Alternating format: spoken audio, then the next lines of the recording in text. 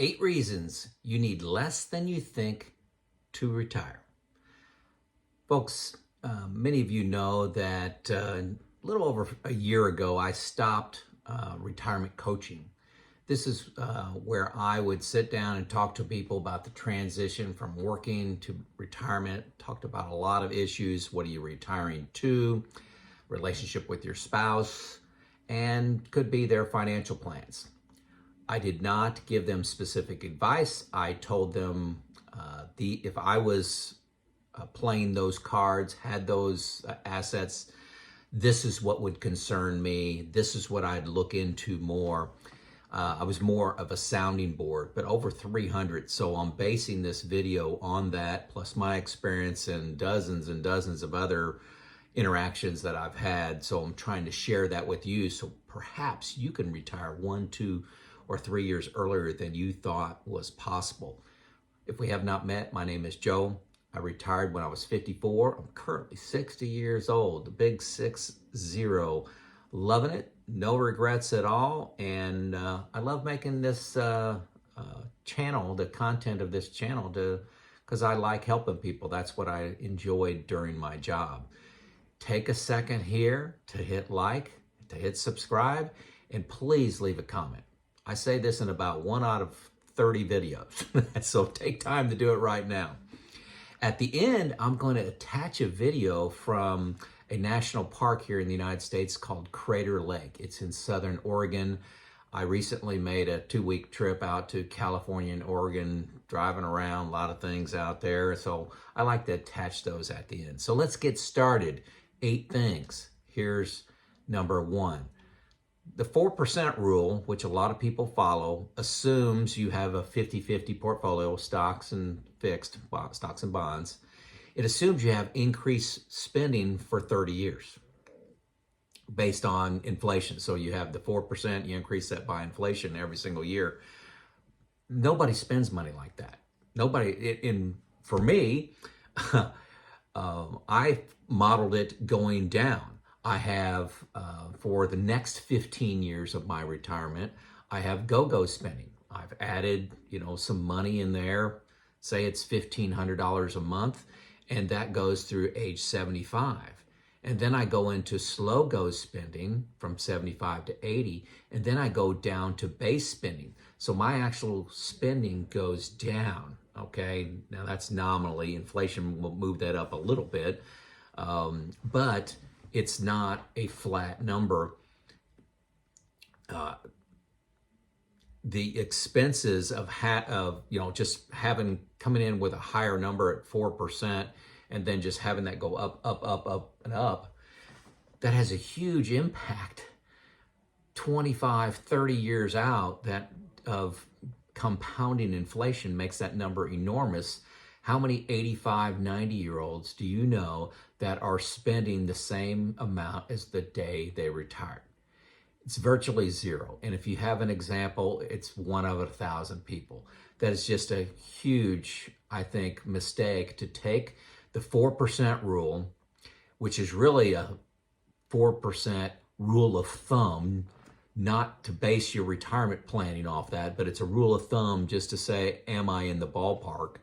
A side note, rules of thumb are rarely should be applied to your specific plans. Rules of thumb are just to kind of do a sanity check. Hey, I had this Excel spreadsheet, or I use this comprehensive software package, and does it kind of match the rule of 4%, for example, or 80% of my pre-retirement income in expenses? That's what I need. Those are rules of thumb, but dangerous to make that your plan. But I see it all the time. So it results in you working longer. So that the 4% rule assumes you increase spending, and I don't know anybody and haven't talked to anybody that where that comes to reality. You learn that pretty quickly after retirement. Number 2, you will automatically put guardrails on your spending if the market goes down. the market goes down 30%, you're going to dial back your spending. So many people put in, hey, I'm going to be spending $5,000 a month. That's the 4% or whatever. It's going to go up by inflation every year. Well, if the stock market goes down 30%, you're going to dial back. Okay, you're going to go out to eat one less time a week. You're going to go, you're going to drive on a vacation instead of flying. You may put off, some expenditure. You may not buy the normal amount of clothes that you buy in a year. I'm telling you, it's going to happen when you're living on your nest egg and you're not bringing in consistent income. You're very aware of the market. I have protection using buckets against that, but I'm telling you that little voice is on my shoulder saying, don't spend as much when the market is down. That's, we've had a couple down markets in my 6 years of retirement. Number 3, many expenses go down when you retire, and they're surprises. So when you're putting together your budget while you're still working, of what you're going to be spending in retirement, there are some surprises. A big one for me is my second car, the mileage that I'm driving. I went from driving 15,000 miles a year down to 2,500.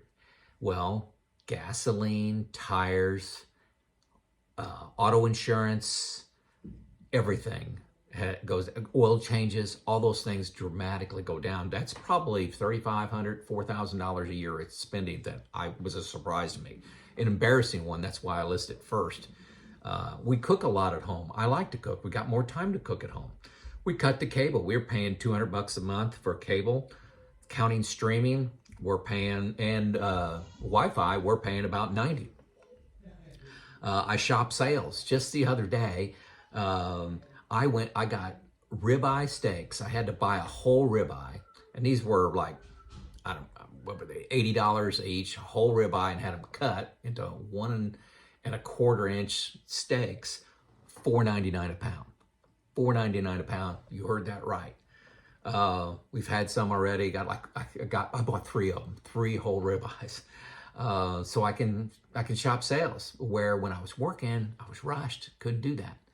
Clothes, I don't buy work clothes anymore. I wear t-shirts almost everywhere. I fertilize my own lawn. I do appliance repairs. I just installed a dishwasher and made a video about that. Did that myself. They wanted $350, I believe, to install that, and I did it myself in, just a couple hours. This thing here, okay, now don't get any bad ideas out there. This is a plumbing bladder. Plumbing bladder. It's $11. Shouldn't be $11. It's got a hose fitting on this end, so you hook up a garden hose to it. If you have a clogged sink, clogged bathtub, anything like that, you insert this. You take one of the fittings off, like the gooseneck on a sink. You take that off, hook this up to a garden hose. The bladder expands and seals, and then there's a jet of water coming out at like 60, 70 PSI right here. It'll blast away that clog, and if it's a total clog, it'll build up 60, 70 PSI and blow it away. I have fixed clogs, I think 3 clogs in my house in the last, 5 or 6 years. And then I just used this tool at my dad's, fixing 2 of his sink clogs.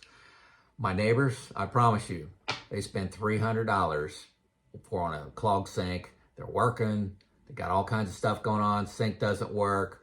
Garbage disposal needs to be replaced. They're spending $250, $300, $400 to get a plumber out here to fix that stuff. $11 at Home Depot.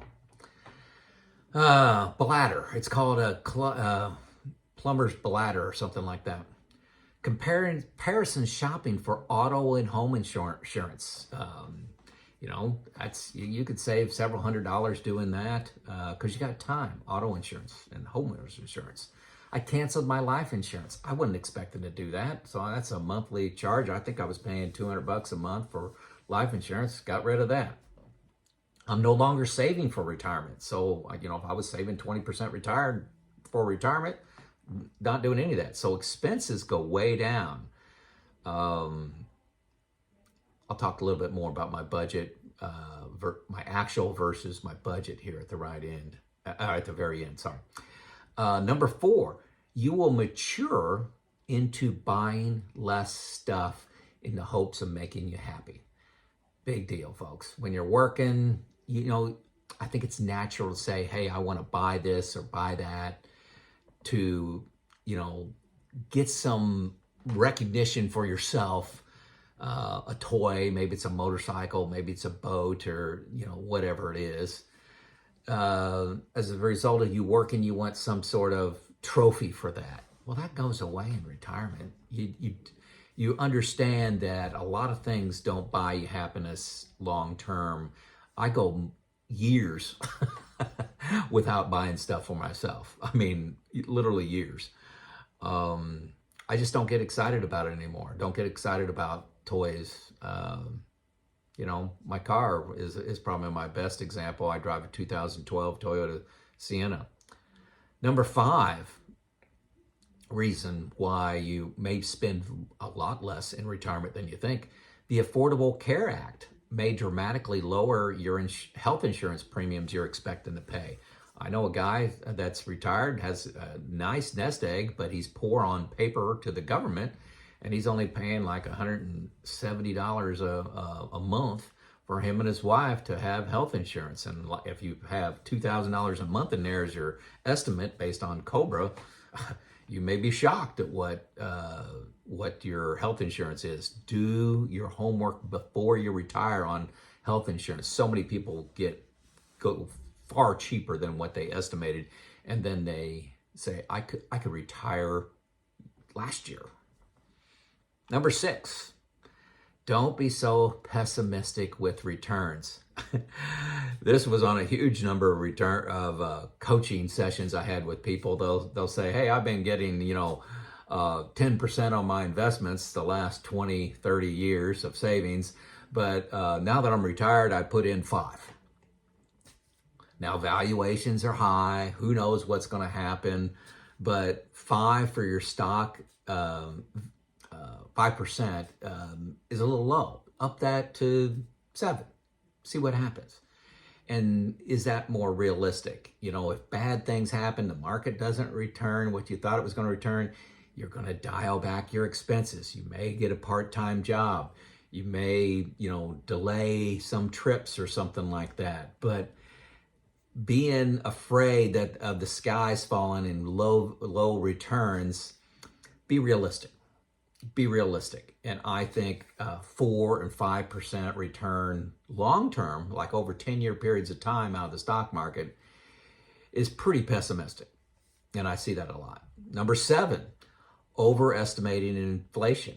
Folks, 5 years ago, most people wouldn't even consider much of inflation in their retirement planning. Now, I've seen people put in 6-7% for their inflation. And yeah, that may feel true today, but do that for 30 years and your expenses get massive, okay? And in reality, what do we do? We substitute. We eat out one less meal. Maybe we'll have pork chops instead of steaks. You're automatically going to start substituting because you're just going to go, can you believe how much eggs cost? And, things like that. I just heard that from my wife today. So overstating inflation is another thing that people do in their planning. And all these things result in working 1 more year or 2 more years.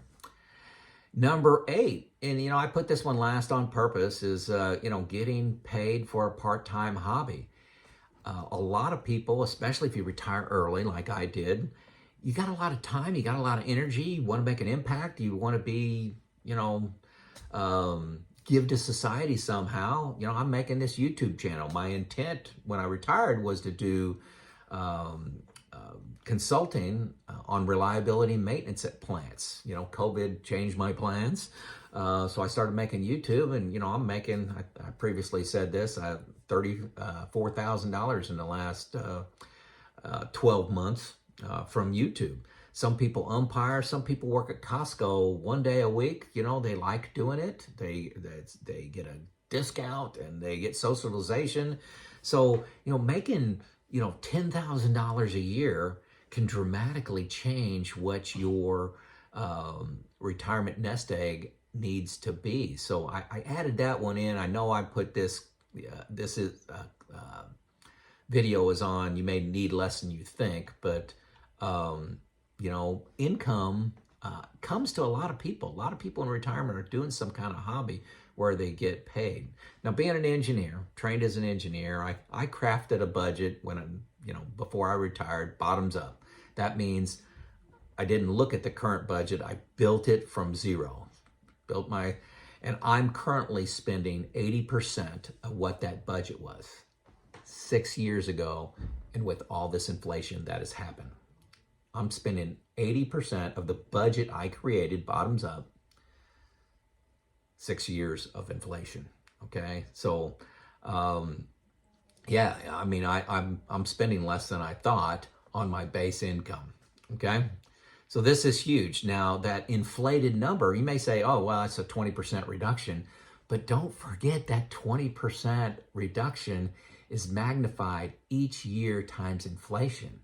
So if you're spending, $4,000 a month instead of $5,000, that $1,000 gets inflated month over month, year over year for 30 years and makes your Monte Carlo, your percent successful number or whatever, your run out of money tracking that you're doing. It is huge. It's huge. It's big in this year. It's big 5 years from now, but you look out 20 years, that is a massive number. So you got to be accurate and learn from others. Talk to people that are retired. Listen to my YouTube videos. I share just about everything, but it is huge, huge getting your budget right. It moves your years of when you can retire. 5 years from now, moves it down to 2 when you get your expenses zeroed in. I think that's worth it. Okay, time is my biggest asset. So hang on for that video on Crater Lake. This is Joe out. Wizard Island? Crater Lake? Huge, huge lake. Hopefully you can appreciate the color coming through in this video.